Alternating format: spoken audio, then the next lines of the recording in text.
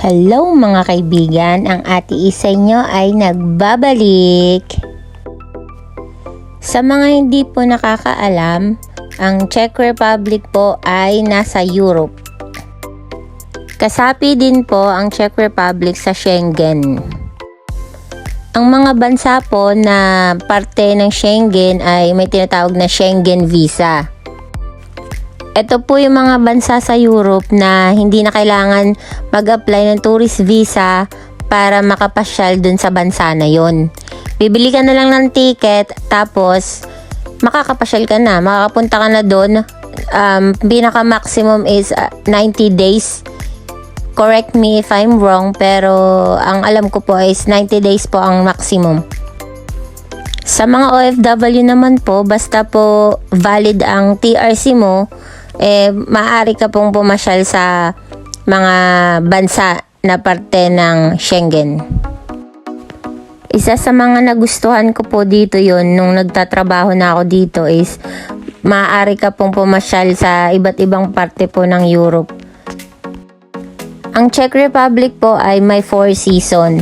May winter, spring, summer, and fall. Dito po sa Czech Republic, hindi naman po ganun talagang tuloy-tuloy yung snow niya. Pero sobrang lamig din po talaga dahil nasa tropical country tayo, nasa Pilipinas tayo, bago po sa atin tong mga ganitong panahon. Dito din po sa Czech Republic, wala din po sila ditong dagat. Pero may mga lake po sila dito, mga man-made po yun. Yung lake na po yan, tumitigas po yan kapag winter. Tapos dyan ang nag-i-skate po yung mga lokal. Yung mga tao dito po sa Czech Republic, talaga pong minamahal nila yung every season. Ini-enjoy nila yung bawat season dito. Ang kagandahan pa dito, pagka nagkaroon ka ng trabaho, pwede ka lumipat ng company. Pwede kang maghanap talaga ng company na suitable para sa'yo, na yung gustong-gusto mo talaga.